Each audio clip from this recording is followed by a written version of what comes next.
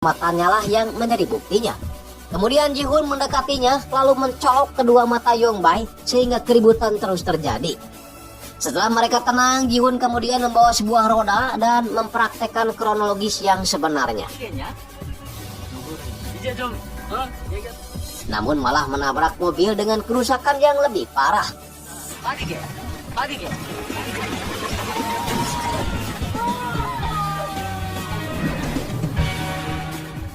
Akhirnya kasus itu menjadi kasus Ji-hun dan tidak ada lagi hubungan dengan Pak Kim ataupun Gun-woo. Sambil memberikan uang $1, Ji-hun akan menguji kemampuan Baek dengan menjadikan Baek sebagai pengacaranya dalam kasus ini. Jika berhasil, maka Baek akan diterima bekerja bersamanya. Selain kebingungan menyelesaikan masalah Ji-hun, Baek juga bingung kenapa Ji-hun cuma menarik $1 dalam setiap pekerjaannya. Sam juga tidak tahu meskipun dia adalah klien pertama bagi Ji-hun. Ji-hun sendiri sekarang ini sedang sibuk main bingo dengan salah satu orang yang pernah dipenjarakannya, yaitu Tuan Mo, CEO perusahaan terbesar di dunia dan akhirat. Jika Tuan Mo menang, maka Ji-hun harus membantunya keluar dari penjara. Tapi jika Ji-hun menang, maka Tuan Mo akan membayar uang sewa kontrakan Ji-hun. Namun dari lebaran kemarin sampai sekarang, Ji-hun tidak pernah kalah main bingo.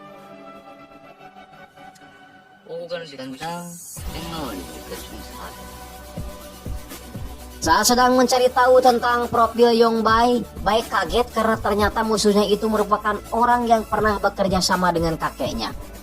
Baek kemudian menghubungi asisten kakeknya Son-jon untuk mengetahui lebih dalam tentang Yong-bae. Namun kakeknya melarangnya karena kakeknya ingin Baek bekerja secara mandiri. Min-hyuk yang baru saja pulang dari Amerika menemui kakek Baek dan memancing-mancing kakek Baek agar menjodohkan cucunya itu dengan dirinya. Namun kakek Baek tidak terpancing sedikit pun dan malah menyuruh Min-hyuk untuk mengabdikan dirinya dulu ke pekerjaan. Kembali ke Baek yang kekesalannya semakin menjadi-jadi setelah mentornya itu sibuk main game, sementara dia harus mengurus semuanya sendiri. Karena sudah muak dengan sikap mentornya yang sinting, dia pun membalikan uang 1.000 wonnya pada Ji-hun dan mundur jadi pengacara. Samujang memujuk Baek agar tidak terlalu mempedulikan sikap sintingnya Ji-hun. Karena meskipun dia terlihat aneh dan konyol, tapi dia tidak pernah kalah dalam menyelesaikan kasus. Samujang teringat ketika dulu dia melakukan demo buruh dan demo itu berakhir ricuh. Samujang yang sudah terjatuh hampir saja menjadi bulan-bulanan petugas, namun Ji-hun keburu datang menyelamatkannya meski dia harus mengorbankan nyawanya. Karena Ji-hun berprinsip bahwa seorang pengacara harus bertarung mewakili kliennya. Baek kemudian curhat pada kakeknya tentang sifat Ji-hun yang aneh, makanya dia memutuskan untuk berhenti magang. Kakeknya malah tertawa dan bilang kalau dia telah mengirim cucunya ke tempat yang tepat. Kakeknya menambahkan kalau pengacara macam Ji-hun tidak akan mudah ditemukan di lembaga hukum manapun. Dia unik, cerdas, dan sangat kritis dalam menghadapi suatu kasus.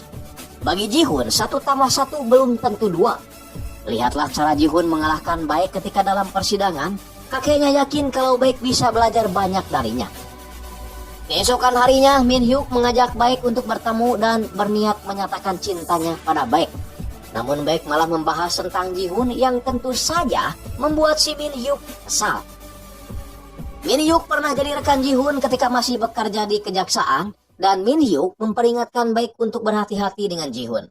Min-hyuk menyarankan agar Baek pindah belajar saja, namun Baek menolak karena dia ingin menepati janjinya pada kakeknya.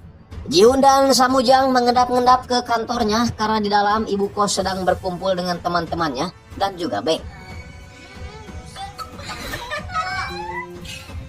Ji-hun merasa aneh karena ibu kos sekarang jarang marah-marah kepadanya meskipun dia selalu telat bayar uang sewa. Semua itu terjadi semenjak Baek ada di kantornya. Ji-hun memberikan uang $1 kembali pada Baek sebagai tanda bahwa Baek masih jadi pengacaranya. Tak lama kemudian seseorang datang ingin meminta bantuan hukum kepadanya. Dengan gayanya yang sok cool, Ji-hun menghampiri orang itu sambil tak lupa membuat Baek kesal. Perkenalkan, orang ini namanya Tai Kotok. Taegon. Dia seorang supir pribadi yang selalu